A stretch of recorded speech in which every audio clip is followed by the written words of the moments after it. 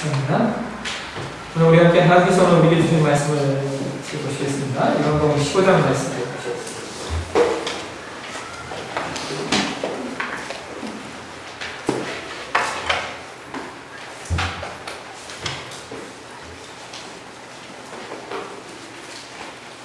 요한복음 15장 15절에서 25절까지 말씀을 보시겠습니다.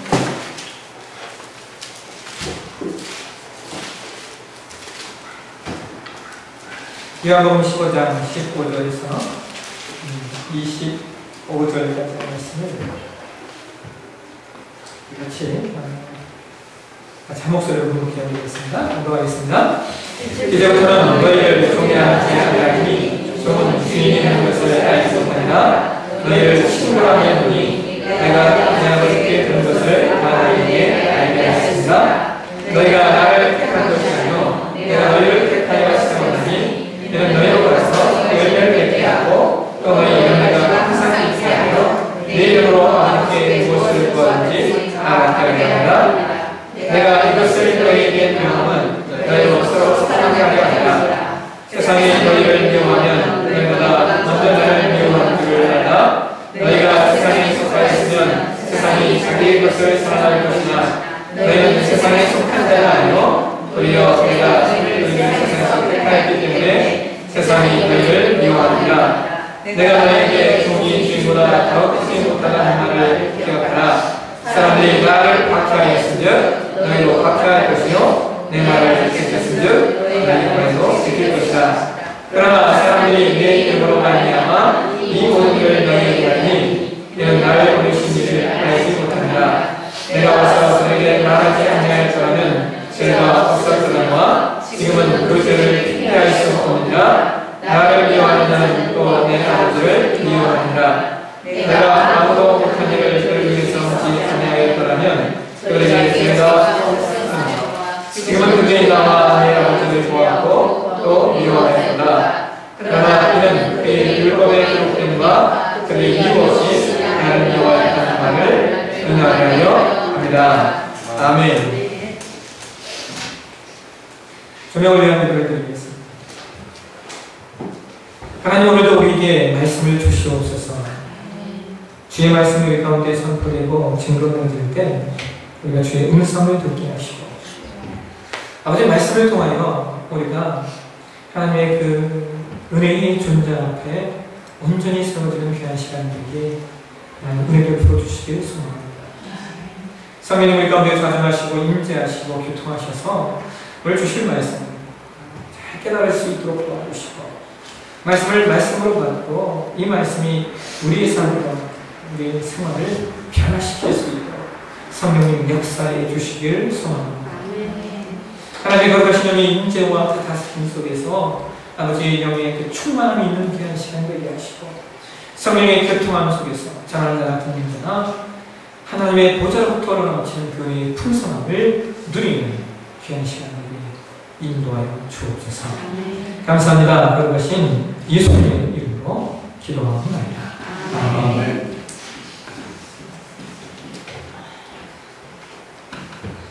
오늘 공독한 말씀을 가지고 요한복음의 97번째 시간 예수님의 친구가 되면 이라는 제목으로 말씀드리도록 하겠습니다. 여러분이 잘 아시는 한자어에 그 유효상종이라는 말이 있습니다. 이 유효상종이라는 말은 그 중국의 춘추 전국 시대 때 나온 말이라고 합니다. 그 제나라의 선왕이라고 하는 사람이 순두군이라고 하는 사람에게 엄명을 내립니다.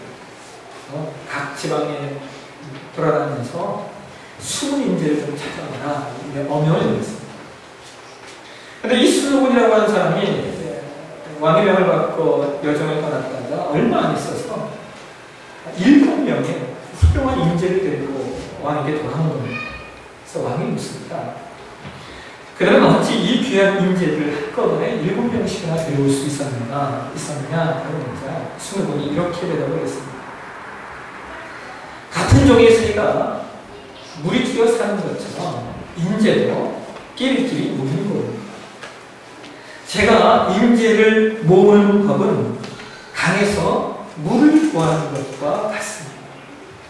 강에 물이 있듯이 인제 그와 같다. 우리가 사람의 주위에 어떤 사람이 그 사람의 주위 어떤 사람에게 그 사람의 주위에 어떤 사람이 있는가는 그 사람이 어떤 존재인가를 평가해 보는 아주 쉬운 방법 가운데 하나입니다. 책을 좋아하는 사람에게는 책을 읽는 사람이 많이 있고, 술을 좋아하는 사람에게는 술을 좋아하는 사람이 있기 마련입니다.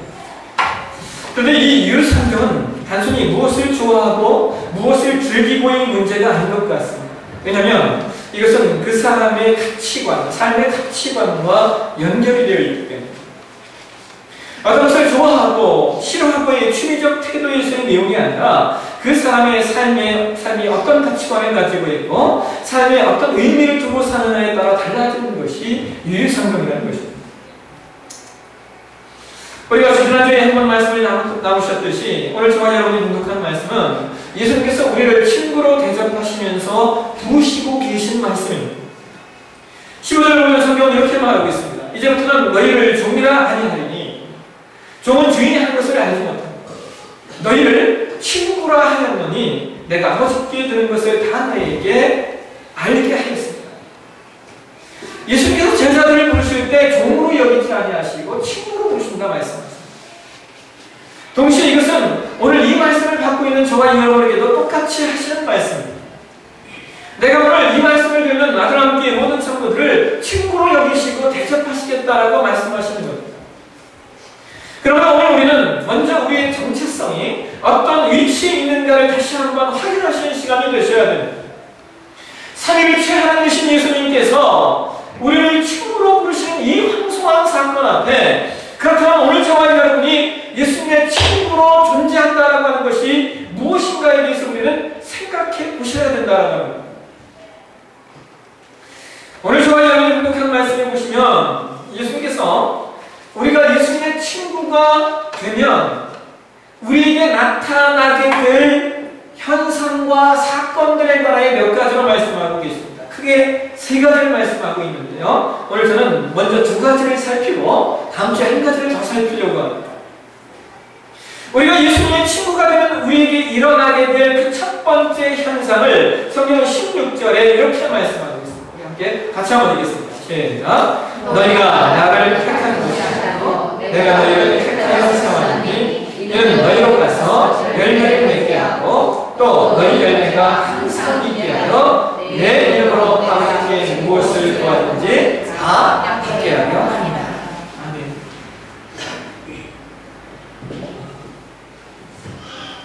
예수님께서 우리를 친구로 부르신 것은 우리가 친구가 될 만한 조건이나 자격을 가지고 있기 때문이 아닙니다. 오로지 그분 편에서 그분의 뜻에 따라 우리를 택하여 세우셨습니다.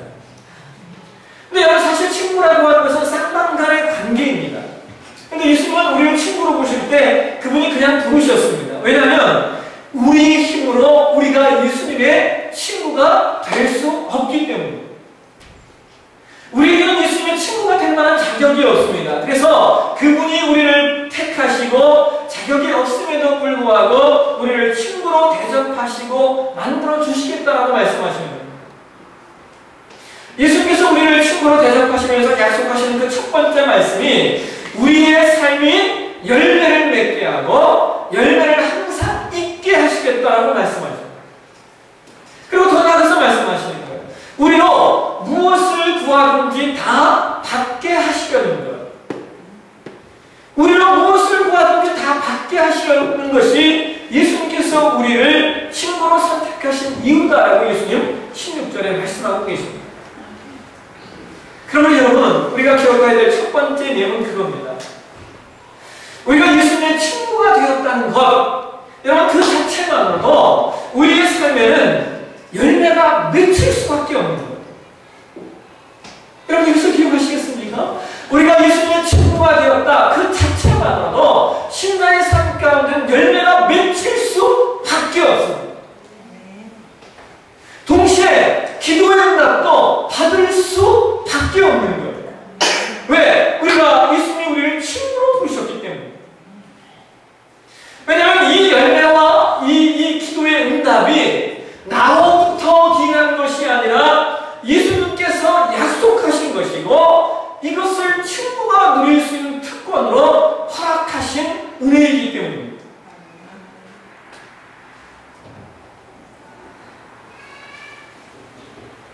제가 지난주에 책을 한 권 읽었는데 안철수 교수에 관한 책을 읽었어요. 서울대 관악초천 강연이라고 하는 여기서 강연했던 내용이 책으로 나오는 내용인데 학생들과 교수들이 이렇게 안철수 교수가 강의하고 패널들이 이렇게 질문하고 투표하는 내용이었어요. 근데 그때 한 학생이 이렇게 질문해요. 안철수 교수에게. 선생님, 친구들과 동업해서 성공할 확률이 아주 낮다고 하는데 그럼에도 불구하고 친구와 동업하려면 어떻게 하면 잘할 수 있을까요? 라고 질문을 합니다. 그 사람이 이렇게 얘기해요. 친구들과 동업할 때는 그 친구가 진심으로 믿는 가치관이 무엇인가를 봐야 합니다. 친구가 동업할 때는 그 친구가 믿는 가치관이 뭐냐? 이거 먼저 봐야 되고 그 다음에 그 속에서 그 친구와 아주 솔직한 커뮤니케이션이 이루어져요. 세세한 부분들까지 터놓고 이야기하는 것이 중요하다고 이야기해요. 제가 그걸 읽으면서 마음속에 그런 마음을 들었어요. 아, 그렇구나. 여러분, 가치관이라고 하는 것은 삶의 어떤 열매를 맺는 아주 중요한 동기이지 않습니까? 그래서 가치관이라는 단어와 열매라고 하는 단어가 매치가 되고, 여러분, 아주 솔직한 커뮤니케이션, 이것은 대화와 소통이잖아요. 그러니까 이것은 기도라고 하는 단어와 매치가 됩니다. 여러분, 우리의 삶의 태도와 가치관이 예수님 안에 있다라고 하는 그 자체가 열매예요. 그 속에서 우리가 예수님과 대화하고 기도하며 살면 친구와의 관계가 성공적일 수밖에 없다는 것입니다. 여러분, 예수님 안에서 성공적인 삶을 살기 원하시면 저와 여러분의 삶의 가치관을 예수님께 온전히 올려놓으셔야 됩니다. 그러면 주님께서 열매 맺게 하실 거예요. 여러분, 예수님과 친구로서 대화하며 소통하며 교제하며 살기 위하여 우리가 기도하면 예수님 우리의 삶 가운데 응답해 주시는 풍성한 열매들을 경험하게 되실 것입니다. 두 번째로 우리가 예수님의 친구가 되면 오게 되는 두 번째 현상은 첫 번째 현상과 아주 대조적인 사건이 찾아오게 됩니다. 아주 대조적이에요. 우리 함께 18절과 20절 말씀을 함께 같이 한번 읽겠습니다. 시작. 세상이 너희를 미워하면 너희보다 먼저 나를 미워할 줄 알라. 너희가 세상에 속하였으면 세상이 자기의 것을 사랑할 것이나 너희는 세상에 속한 자가 아니요 도리어 내가 너희를 택하였기 때문에 세상이 너희를 미워하노라. 내가 너희에게 종이 주인보다 더 크지 못하였다는 말을 기억하라. 사람들이 나를 박해하였은즉 너희도 박해할 것이고 내 말을 지켰은즉 너희도 지킬 것이다.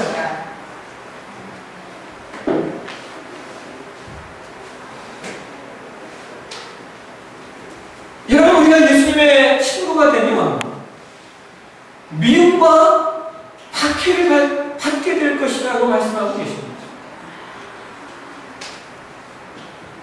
첫 번째 말씀은 첫 번째 말씀 참 좋았는데 갑자기 마음에 불안이 확 오시지 않습니까? 열매나 맺게 하시고 기도응답이나 팍팍해 주시지 뭐도 무슨 미움이요 박해입니다.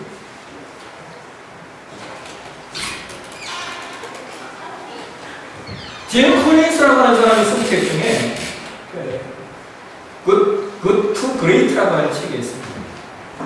Good, 좋은 것에서 Great, 위대한 것으로 그런 번역할 수 있는 거예요. 이 책에 나오는 그 책에 이제 나오는 인물 중에 하나가 스톡데일이라고 하는 인물이 하나 있어요. 스톡데일. 그래서 그 책에서 이제 스톡데일 패러독스 이렇게 단어를 사용합니다. 이 스톡데일이라고 하는 사람은 사람 이름입니다. 사람 이름이고 패러독스라는 말은 역설, 모순이라는 뜻입니다. 이 스톡데일이라고 하는 사람은 그 베트남 전쟁 때 전쟁에 참여했다가 포로로 잡힌 미군의 장성입니다. 근데 여러분, 이 사람이 전쟁 영웅입니다. 여러분, 이 사람 이상하지 않습니까? 전쟁에서 포로로 잡힌 장군이 무슨 전쟁 영웅이 되겠습니까? 근데 이 사람이 정말 전쟁 영웅입니다. 이제 서로 이렇게 포로를 교환했는데 생각보다 많은 미군 포로들이 생존해 있더라는 겁니다. 그래서 그 이유를 살펴보니까 바로 이 스톡데일 장군이 포로로 잡힌 후에 미군 포로들의 사기를 짐작시키고 베트남군과 교섭을 잘해서 전쟁이 끝날 때까지 많은 사람들을 살아남게 했다는 겁니다. 그래서 이 스톡데일 장군에게 사람들이 물어봤습니다. 어떻게 그 어려운 베트남 전쟁에서, 베트남 전쟁 그 포로 수용소에서 이렇게 많은 사람들이 살아남을 수 있었느냐고, 그 비결이 뭐냐고 그에게 물어봤더니 그 스톡데일 장군이 이런 말을 했습니다. 여러 부류의 사람이 있었습니다. 그 중에 가장 빨리 죽은 사람은 비관주의자들이었습니다. 비관주의에 빠진 사람은 그 절망의 자리에서 존재할 수 없는 거예요. 그들이 가장 빨리 죽었습니다. 그리고 그 다음에 죽은 사람이 누구냐면 여러분 낙관주의자라는 겁니다. 낙관주의자. 그럼 이상하지 않습니까? 우리가 상식적으로 생각하면 긍정적인 사고를 가진 사람은 어떤 환경에도 살아남고 승리하고 할 것 같은데 그 다음 빨리 죽은 사람이 낙관주의자예요. 그래서 왜 그런 결과가 나왔습니까? 라고 스톡데일 장군에게 물어보니까 그가 이렇게 얘기합니다. 낙관주의자들의 문제가 뭐냐면 그들은 전쟁이 빨리 끝날 걸 믿었대요. 그래서 조금만 참으면 돼. 이번 크리스마스, 다음 부활절, 다음 추수감사절 조금만 했는데 이거 막 시간이 막 가는 거예요. 남을 속일 수 있지만 자기는 못 속이는 겁니다. 그러니까 마음속에 자꾸 실망이 찾아오고 실망하다 보면 실수하고 저 포로 속에서 실수하면 죽음과로 연관이 되잖아요. 낙관주의자들도 빨리 죽었다는 거예요. 마지막까지 살아남은 사람들을 이 스톡데일 장군이 이렇게 표현합니다. 어떤 사람들이었습니까? 이렇게 표현합니다. 현실주의적 낙관주의자. 어렵죠? 현실주의적 낙관주의자만 살아남았다는 거예요. 전쟁이 빨리 끝났으면 좋겠다라고 하는 소망을 가졌다는 점에서는 낙관주의자들과 똑같은데 그러나 그들은요 현실을 냉정하고 객관적으로 바라봤다는 겁니다. 그래서 전쟁이 오래 좀 걸릴지도 몰라. 그러나 그럼에도 불구하고 나는 집에 돌아갈 수 있어 라고 하는 믿음을 가졌다는 겁니다. 그래서 이렇게 표현하고 있어요. 현실은 냉정하게 보지만 자기 운명과 미래에 대한 믿음을 가지는 것, 이것이 스톡데일 패러독스라는 겁니다. 저는 여러분 오늘 사는 저와 여러분이 어쩜 이 스톡데일 패러독스가 있어야 된다고 생각합니다. 왜냐하면 우리는 오늘 우리가 신자로 살아가는 것이 무엇인가에 대한 냉정한 현실을 봐야 됩니다. 예수님은 우리가 예수님의 친구가 되면 우리가 세상에서 미움과 박해를 받게 될 것이라고 말씀하고 계시기 때문입니다.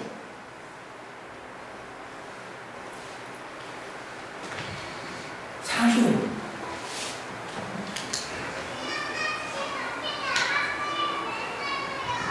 어떤 의미에서 이것은 저와 여러분의 좀 극단적인 단어를 쓰면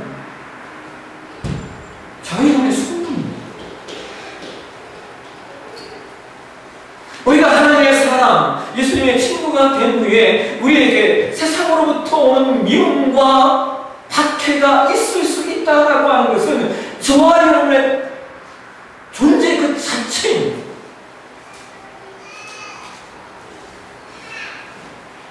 그래서 우리는 어쩌면 오히려 이렇게 생각을 해야 됩니다. 만약 우리가 신자가 된 후에, 내가 하나님의 사람이 된 후에 나의 삶 가운데 미움과 박해가 없다는 것을 이상히 여기는 거예요. 오히려 이것이 우리 삶 가운데 없다는 것을 이상히 여기는 것이 신자의 태도와 모습이 되셔야 된다는 거예요. 사랑하시는 여러분, 여러분이 여러분의 삶 가운데 예수로 인하여 박해본 미움과 박해가 받아본 미움과 박해가 있으십니까? 그럼 저와 여러분은 신자입니다.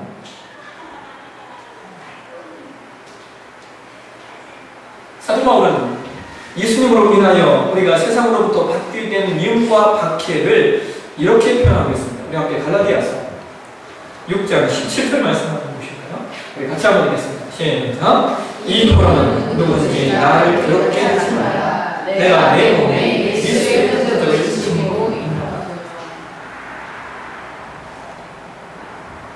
바울은 세상으로부터 받았던 그 수많은 미움과 박해를 예수의 흔적이라고 표현하고 있습니다. 그럼 얼마나 놀라운 표현입니다.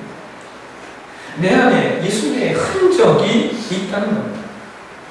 근데 여기 이 흔적이라고 하는 단어는 여러분, 이 헬라어 원어 보게 되면 스티그마타라는 단어, 이 스티그마타라고 하는 단어는 낙인, 여러분 동물의 그 주인, 이거 네고시아를 표시할 때 이렇게 지금 찍는 거 있지 않습니까? 돌에 인두에 찢어서 찍는 그걸 낙인이라고 합니다. 이 흔적이라는 단어가 그 단어입니다. 이것은 영원히 없어질 수 없는 흔적이에요. 바울은 바로 이 영원히 지워질 수 없는 예수의 흔적을 가지고 지금 자랑스럽게 말하고 있습니다. 아무도 나를 괴롭게 하지 말라. 아무도 나를 괴롭게 할 수 없다는 겁니다. 왜냐하면 내 안에 예수의 흔적이 있고 그 세워진 흔적은 지워질 수 없는 것이기 때문입니다. 그렇다면 바울이 어떻게 이와 같은 예수님의 흔적을 가진 사람이 될 수 있었는가? 바울은 그 사실을 각 구절에서 갈라디아서 6장 14절에서 이렇게 말씀하고 있습니다. 우리 한번 같이 한번 읽겠습니다. 시작.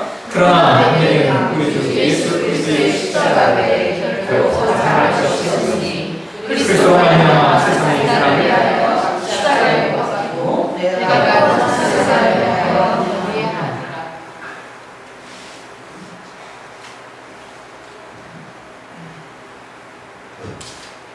바울은 내가 그리스도의 십자가밖에 자랑할 것이 더 없는데 그 이유가 내가 십자가에 못 박혔기 때문이라는 거예요.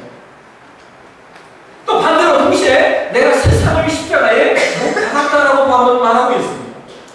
여러분 이 갈라디아서 6장 14절 말씀을 표준 세번역 성경에서 이렇게 번역하고 있습니다. 그런데 내게는 우리 주 예수 그리스도의 십자가밖에는 결코 자랑할 것이 아무것도 없습니다. 그리스도로 말미암아 내 쪽에서 보면 세상이 죽었고 세상 쪽에서 보면 내가 죽었습니다.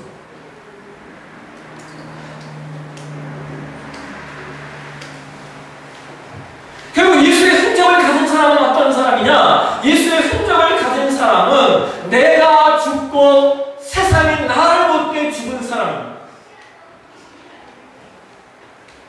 예수의 흔적을 가진 사람의 비결은 예수 안에서 죽은 것입니다. 우리가 예수 안에 어떻게 죽을 수 있는가? 그래서 6장 14절은 그것을 뭐라고 말하냐면 십자가라고 말합니다. 십자가. 하나님의 사람들은 예수님의 십자가에서 죽어야 됩니다. 하나님의 사람이 예수의 십자가에서 죽게 되어지면 그럼 나타나는 현상이 드러나는 것이 있는데 죽게 되어지면 드러나는 것이 있는데 그것이 바로 저와 여러분이 그렇게 자랑스럽게 여기고 저와 여러분이 그렇게 소중하게 여기는 복음입니다.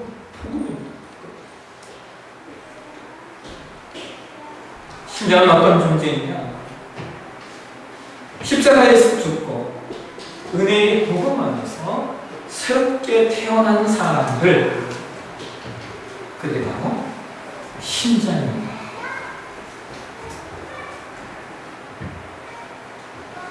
사랑하시는 여러분, 교회의 생명은 복음입니다. 이 복음을 우리는 단순히 종종 외부로 나가서 복음을 전파하는 내용으로만 이해하는 경우가 있는데, 여러분, 복음이라고 하는 것은 외부로 나가는 것 이전에 우리 안에 존재하고 살아 역사하는 실질적인 사건입니다. 그래서 우리는 우리 스스로에게 질문해 봐야 돼요. 내 안에 복음이 살아있는가? 내 안에 그리스도의 복음이 살아있는가? 내 안에 십자가가 살아있는가? 내 안에 십자가의 영광이 살아있는가? 내 안에 십자가의 의가 있는가? 우리가 예수님의 친구가 되어 미움과 박해 바퀴를 기뻐할 수 있다면 그것은 우리 안에 복음이 살아있기 때문입니다. 반면에 우리가 예수님의 친구가 되므로 바퀴를 어려워하고 힘들어하고 그것을 거부한다면 아직 우리 안에 복음이 완전히 살아있지 않기 때문일 것입니다.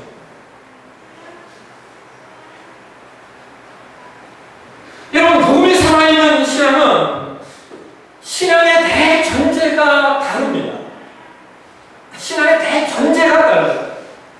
복음이 약한 신앙은 신앙을 받는 것을 위해서 신앙하는 데 몰두합니다. 그러나 복음에 풍성한 은혜가 있는 이 복음이 무엇인가를 아는 신앙은 받을 것을 위해 신앙하는 것 이전에 받은 것을 위하여 신앙합니다. 이게 복음의 대전제예요. 복음의 대전제. 여러분, 이 차이점을 이해하시겠습니까? 받은 것을 위하여 감사하는 것이 복음 신앙의 대전제라고 하는 거예요. 우리가 받은 것, 우리가 누리고 있는 것. 여러분, 우리가 받은 것이 무엇입니까? 우리가 누리고 있는 것이 지금 무엇이에요? 내가 하나님의 자녀가 되었다는 거예요. 내가 하나님의 자녀. 여러분, 이것을 믿고 사십니까? 내가 하나님의 자녀가 되었다. 내가 예수님의 사람이다. 여러분, 이거 확신하고 사세요? 이것이 우리 신앙의 가장 밑바탕이 되세요. 하나님이 나의 아버지가 되어주셨다. 예수님이 십자가에서 남을 위해 죽으신 것이 아니라 나를 위해 죽으셨구나. 그 앞에 그 은혜와 그 감격 앞에 감사할 수 있는 이것이 복음 신앙의 가장 밑바탕 그 전제 대전제입니다.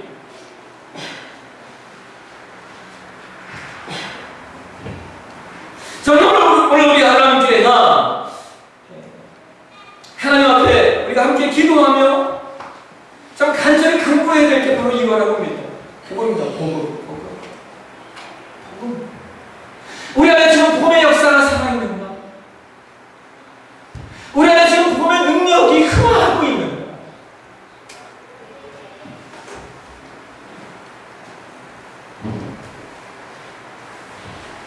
제가 목회를 하면서 배우는 것 중에 하나가 뭐냐면요, 하나님의 목회 사역에, 제 목회 사역의 가장 큰 걸림돌은 전과 같아요. 근데 그 가장 큰 걸림돌이 뭐냐면 자존심이에요. 자존심. 똑같아요. 목회자이건 교회를 오래 다니시는 분이건 교회를 얼마 다니시지 않으신 분이건 어떤 상황과 여건을 헤집어 보고 들여다보면 결국 자존심의 문제예요. 자존심의 문제. 근데 여러분, 이 자존심이라고 하는 건 여러분 죽은 사람에게 자존심이 어디 있겠습니까? 저는 깨닫게 됩니다. 죽은 사람에게 자존심, 십자가에 죽었는데 자존심이 어디 있습니까? 우리 안에 자존심이 늑세하고 자존심이 우리 앞을 가리는 것은 뭐예요? 복음이 자존심 안에 가려지고 있기 때문에. 반면에 우리의 자존심이 복음 앞에 들어가면 다른 것들이 득세할 것이 없어지게 됩니다. 복음이 약화되면 남는 것은 인간밖에 없습니다. 인간이 그것을 얼마나 쉽게 만들어버리는지 몰라요. 복음이 약화되면 인간밖에 남지 않아요. 제가 그 일도 한번 말씀을 나눴는데, 전에 3일교회를 부임해 가신 송태근 목사님이라는 분이 계셔. 그분이 그런 얘기를 하셔요. 이 복음에는 잔정이 없어야 된대요. 잔정. 어떤 면에서 좀 냉정하다시피 이 해야 복음이 살아난다는 거예요. 근데 인간적으로 잔정을 발휘하면 그 잔정이 반드시 복음을 훼손하고 가린대요. 여러분, 한번 생각해 보세요. 복음이 약화될 때 교회 안에 나타나는 거냐면요, 냉랭해지는 거예요. 그렇죠? 복음이 약화되면 신자 개인의 삶도 자기 자신도 모르게 메말라지고 피폐해집니다. 근데 이 복음이 약화되는 과정을 보게 되어지면 이것이 너무나 인간적인 면들을 가지고 찾아와요. 관계, 안위랑, 욕구, 필요, 바쁨. 그렇잖아요? 여러분, 이 바쁜 시대에 살기 위해서 교회 다니는 거 미련한 짓 아니겠습니까? 인간적으로 보면? 그럼 우리는 알아요. 그것을 잃어버렸으면 내 영혼이 어떻게 피폐되었지만 내 영혼이 어떻게 죽게 되는가를 우리는 경험하는 거예요. 아멘. 근데 세상 여전히 우리를 바쁘게 하고 우리를 급하게 이끌어가고 우리를 안일하게 만들어가고 우리의 욕구와 필요를 따라 살도록 우리를 세상 만들어가고 있다고요. 왜? 우리는 복음을 잃어버리게 해야 돼요.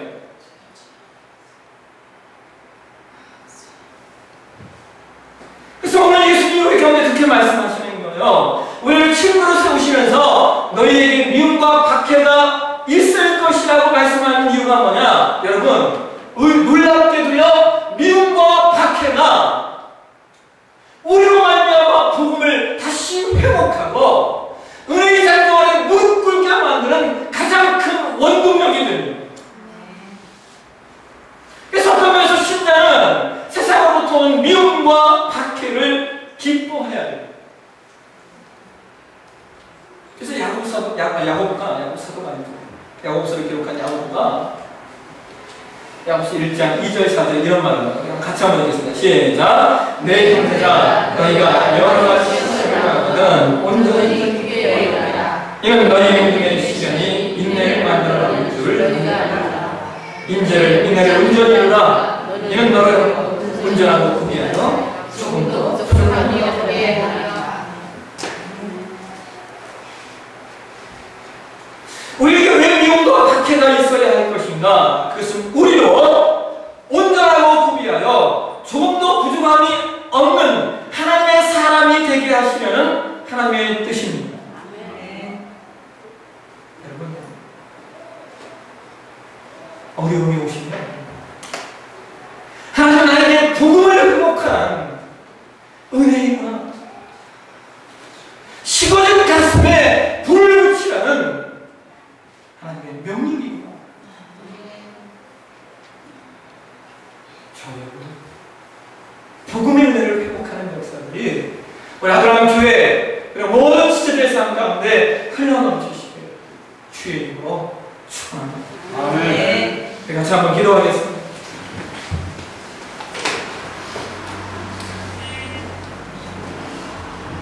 여러분, 교회가 해야 될 일은 복음 아니겠습니까? 교회가 세우고 만들어야 되는 복음입니다. 복음. 우리 같이 한번 기도했으면 좋겠어요. 하나님, 우리 안에 복음의 은혜가 있게 도와주시옵소서. 아버지, 우리가 복음만은 잃어버리지 않게 도와주십시오.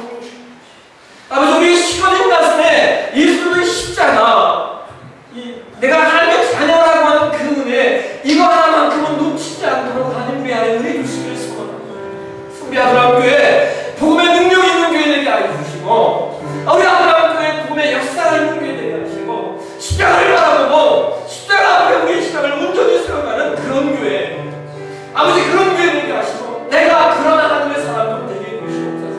내 안에 복음의 능력이 사랑 역사에게 해주시옵소서. 우리 같이 한번 기도하며 나가도록 하겠습니다. 거룩하신 하나님,